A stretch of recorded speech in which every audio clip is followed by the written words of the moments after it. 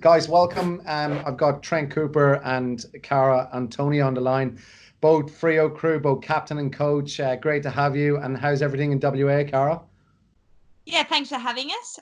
Yeah, it's we've got a bit of Melbourne weather actually over the last few days, so thanks for sending that over here. But yeah, it's as good as I suppose it can be in the current situation, and just trying to keep myself busy and still physically active, and yeah, keeping the brain ticking over, but doing what I can. Excellent. Trent, what about you? What are you up to at the moment in time?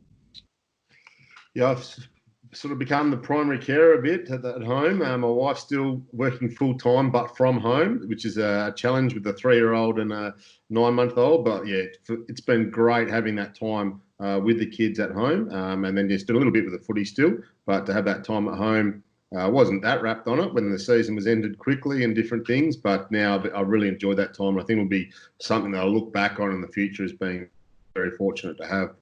Excellent.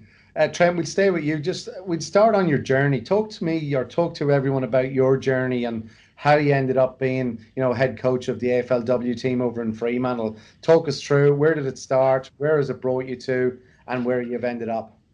It probably started at I was a teacher by trade, so I was at Wesley College, and everyone had to coach a team there. So I was fortunate to you go straight into coaching footy then, and we had a lot of good players come through that system. Buddy Franklin's the most noticeable, but my first year, Ben Cousins was there. Scotty Stevens had a lot of good players come through Wesley College, and yeah, coached and taught there for 12 years, and did it sort of just because I had to, but I did enjoy it. Never thought I'd go anywhere. When my playing career finished, I played and coached amateurs at Wesley Curtin, which was a really enjoyable part of my life.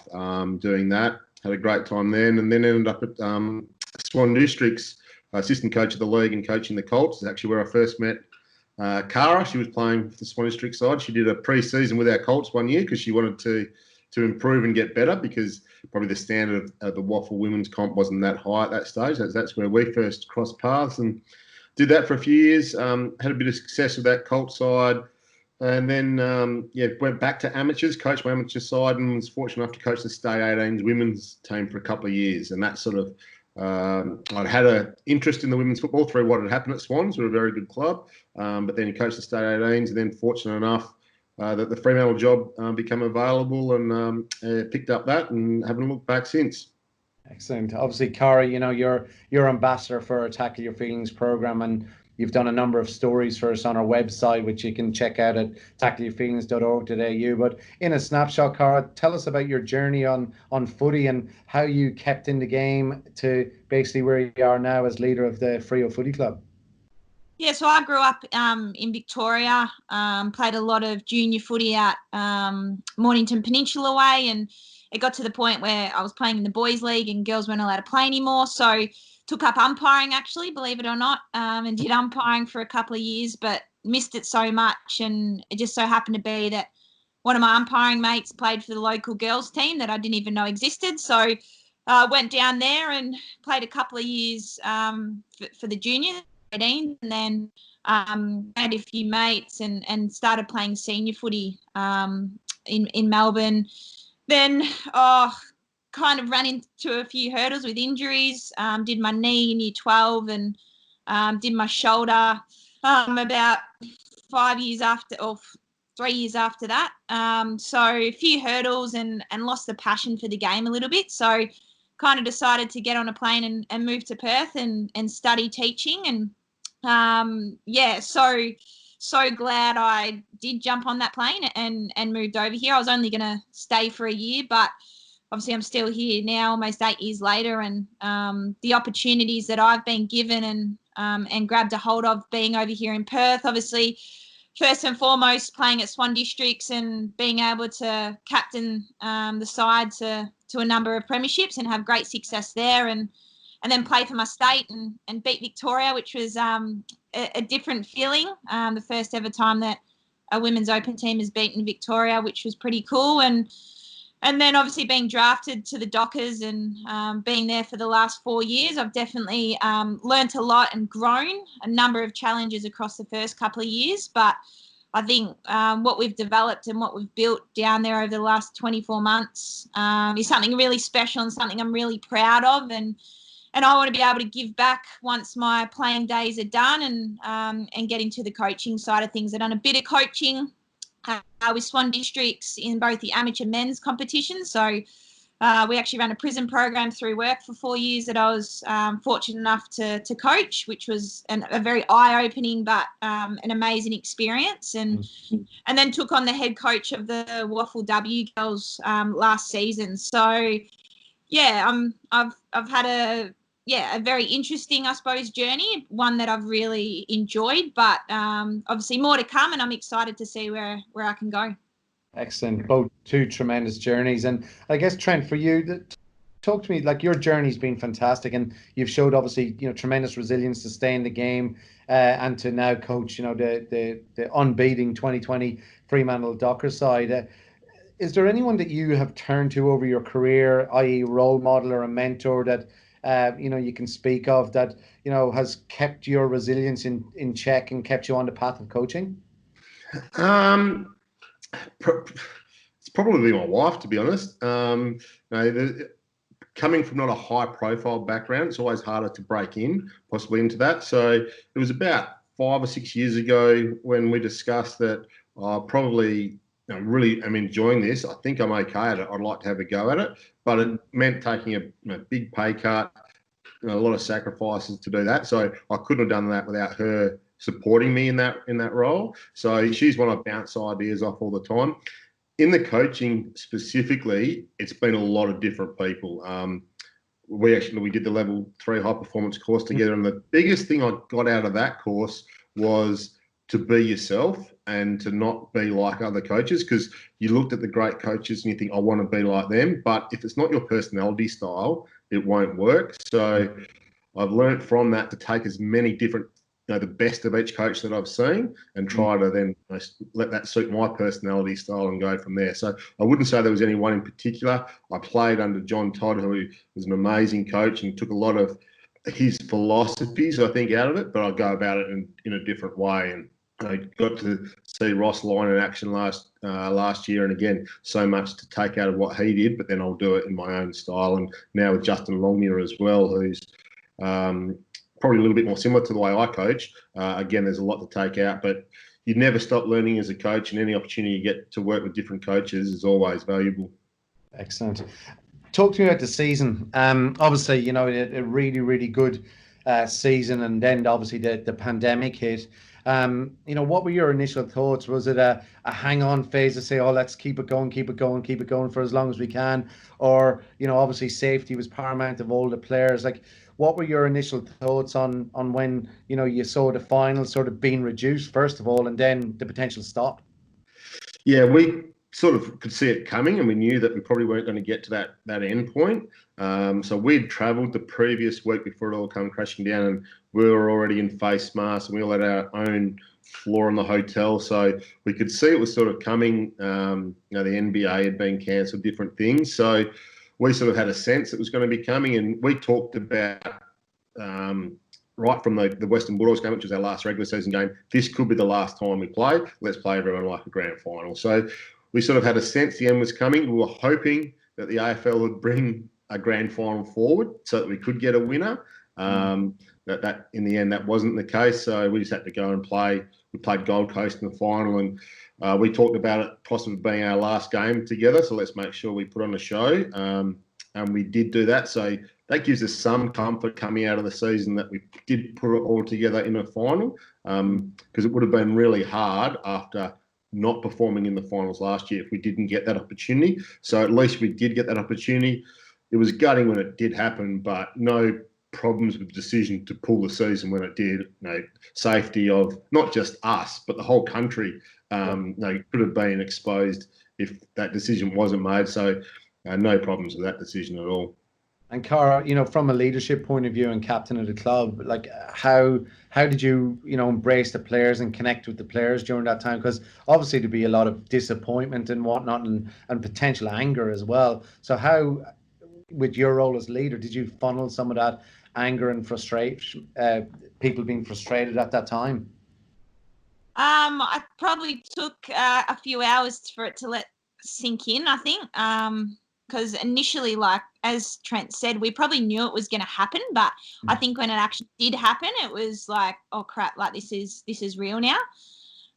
So I took a few moments, shed a few tears, and obviously being married to a teammate, confiding in her pretty much straight away. But there was definitely texts going back and forth between a number of players that I'm pretty close with. So I kind of had to put my cape on and the old mask as we all do as leaders and be the brave one and comfort all them and just say, yeah, look, it is a crap situation, but there is more to life than football and there's a bigger purpose here. And this is obviously what we need to do as footballers for the better off of the country and the world. So there was regular conversations. There still is now. We catch up, virtually through FaceTime or Zoom, whatever it may be, just to check in with each other because it's obviously important to check in with your mates because we all deal with different things differently.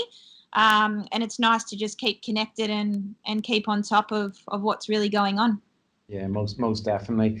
Cara, you mentioned umpires, and I actually didn't know you were an umpire, and it sort of leads me into the derby this year where you play West Coast.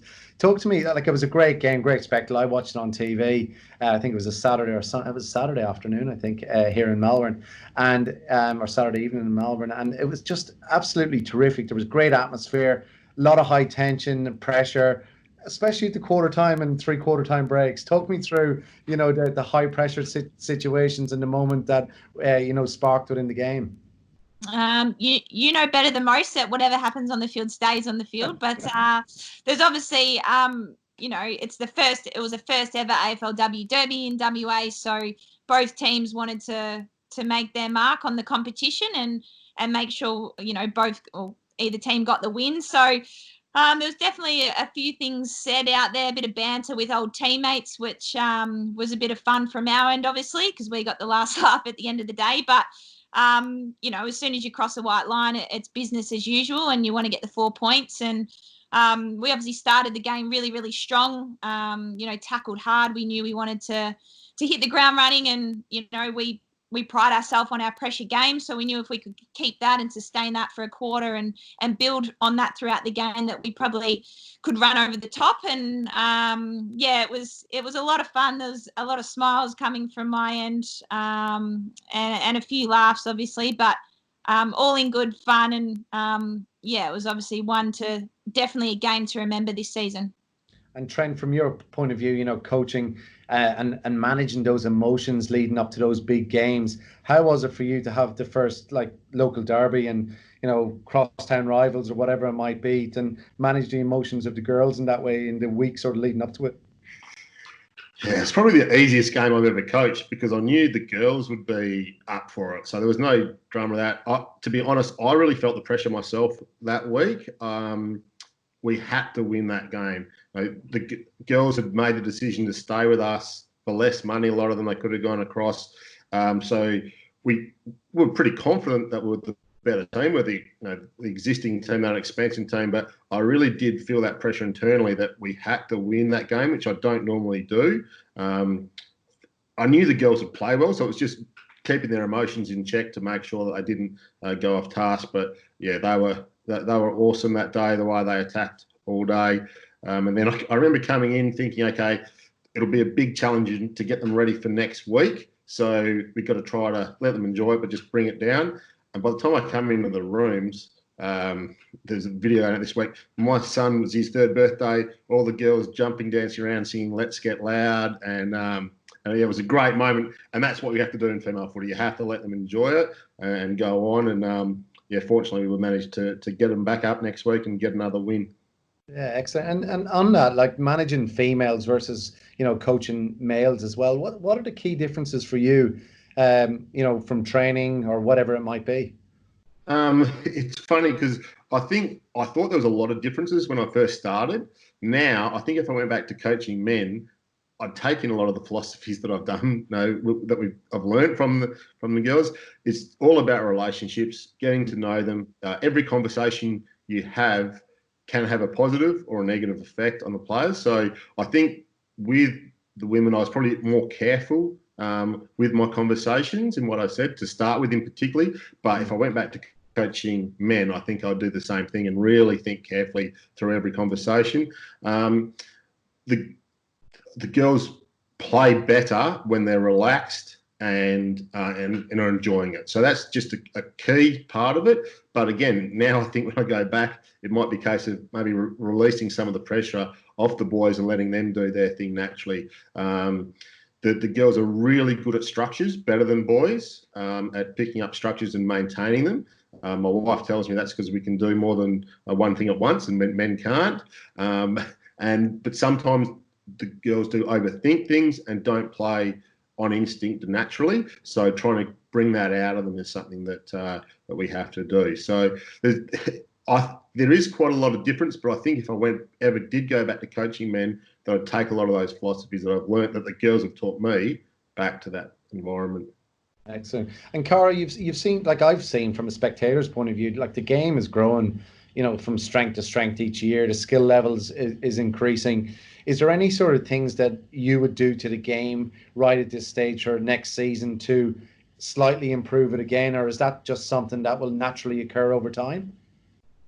I think we've seen ever since kind of year one, the new ruling that we only had 16 aside compared to the men's 18 aside, different rule changes in terms of the boundary throw-ins, for last touch and things like that. I think that they've really been able to open up the game and given us the freedom to move the ball really quickly. And it obviously suits our particular game style at Fremantle really, really well. We want to get the ball and run and carry as fast as we can. So I don't think there needs to be any rule changes per se. I think as we get more skillful and fitter and learn our own game plan internally, then the better off that we're going to be come game day. And obviously with the ever-changing list changes and new teams coming in, I think, that there'll be a halt on that, obviously, with no new teams coming in, so we can continue to build what we've already started.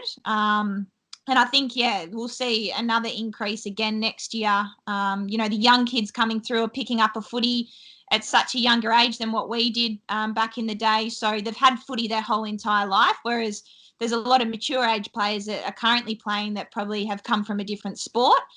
So it's an exciting time, I think, for female footy to see where the game's going to go in the next 5 to 10 years. Oh, definitely, it's growing ever so rapidly. A little bit off the topic of footy, I'm just want to touch upon what you're doing with yourself at the moment in time. And every morning or every day, I see on Instagram, Cara, more and more workouts. Is that something that you're structuring up daily to manage your own routine, or something that just to keep generally fit, or is it just to make likes of me and Trent jealous that we can't keep up with you?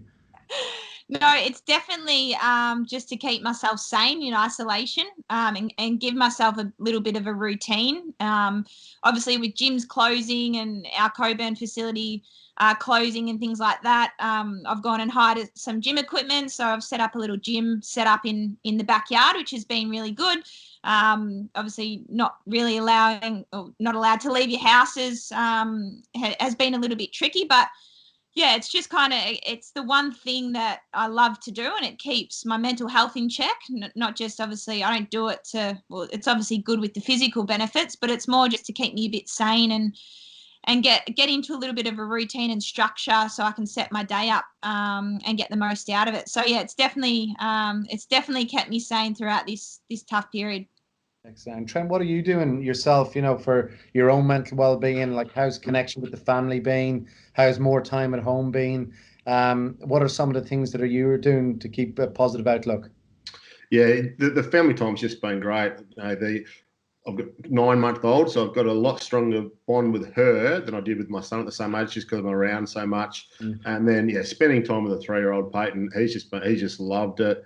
He just lives life to the full and doesn't understand. He knows that he can't go to the park because there's too many germs there that's shut at the moment. But just living with him and that, it's been so good. So just really enjoyed that. And then just touching base with the girls, it's always good. Cara organised a great quiz night on Zoom a few weeks ago, where we all got around 32 of us and did that. So just things like that, just to keep connected.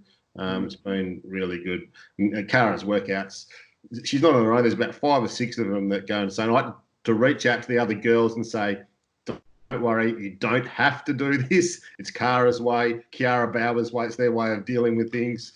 You do your own thing at this time. And one of them sent me back a message saying, I'm just doing some bicep curls, and she just had a glass of red. I thought that's perfect as well. Whatever you need to do to get through this time. Different players handle things differently. But from a coaching point of view, it's great that all these girls are so fit when we do get back together. Yeah, no, it would be. You might have the fittest AFLW side in the league. No, but guys, that's terrific. Just a couple of little things just before we finish up. Let's talk about community coaches and the importance of connecting with their players at this time. And you mentioned the Cara's quiz that you guys had. Trent, what are some of the tips that you would probably offer to community coaches? Like, how can they connect with their players during this sort of downtime or lockdown time before they get up, playing again? And what are some of the things that they can be challenging their players on? Yeah, it's going to be really crucial because they're going to come back in with really short pre-seasons when things do happen back in community level. So the players being fit and engaged is going to be crucial. I know that my old club who's got a women's team, I'm still part of that group. So they've just been posting videos all the time, just their workouts, and there's nothing over the top, but just a bit of fun to keep engaged, just in the Facebook group. Things like that, I think, are really good. As they get, then they should be encouraging now. Over here, we can get into groups of 10 for a kick and a run around and do that, because the pre-season won't be long, and I think injuries, probably in the AFL as well, are probably going to be a little bit higher. So at that community level, we all know a lot of people that do just rock up on the Thursday night, roll around for half an hour, then get out there, but probably not the best performance. So encouraging to do that. But whatever connectedness you can have through social media, through your Zooms or whatever, is going to be really important. And I think the teams that do that best at community level are probably going to have the most success this year. Yeah, I totally agree. Cara, what are you doing with your, other than fitness, in your spare time? What are you watching? Anything on Netflix?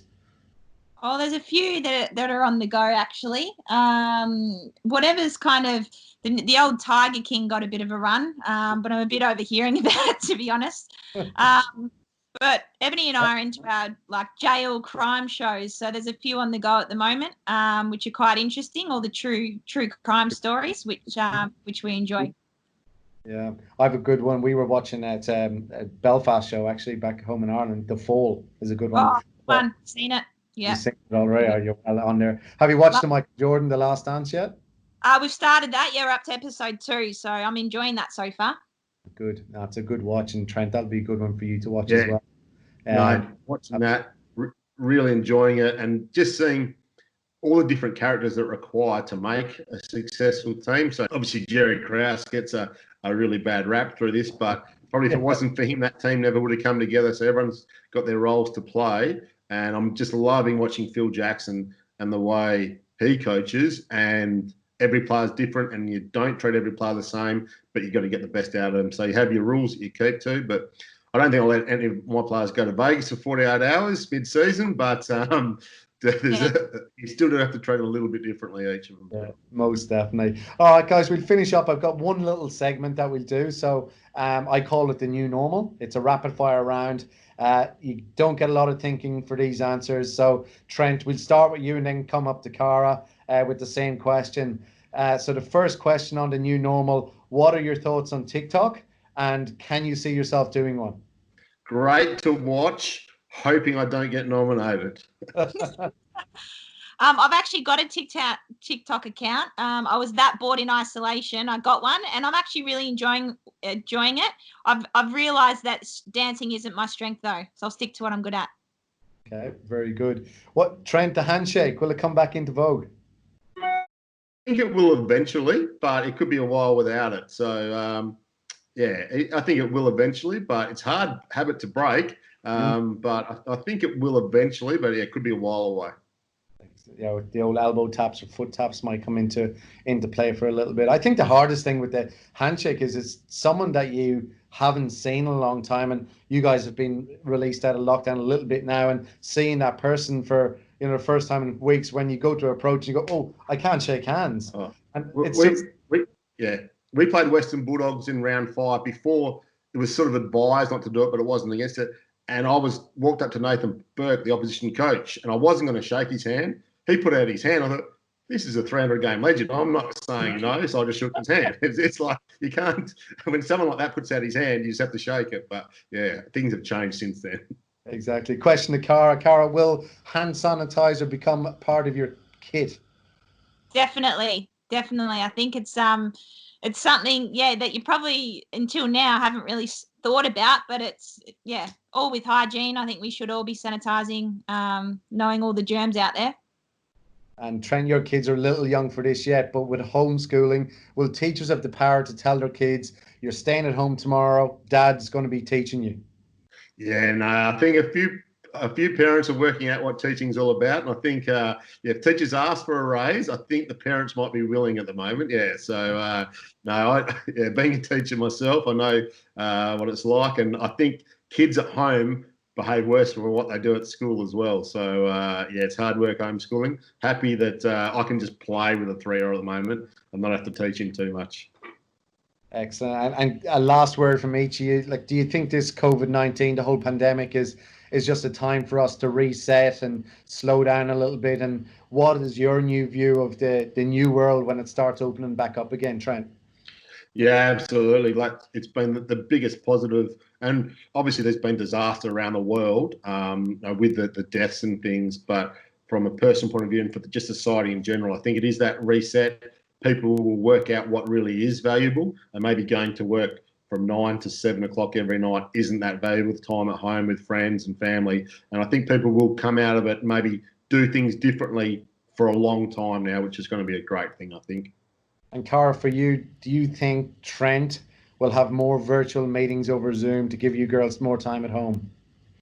I don't think he will, no. I obviously like the virtual, in this particular time, I like the virtual meetings, but I think there's nothing better than connecting with someone face to face, and I think that's what I've missed the most. And I think throughout this time, I definitely won't take it for granted when all the restrictions get lifted. Spending quality time with teammates and friends and family and just chatting and connecting face to face. I don't think anything beats that, but there's obviously a place for virtual meetings and communication, which I definitely probably will be the new norm moving forward.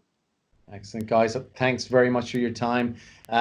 Hopefully everyone gets back to normal safely over the next few months, and hopefully the 2021 AFLW season goes over west. Thanks, Olshie. Thanks a lot for having us.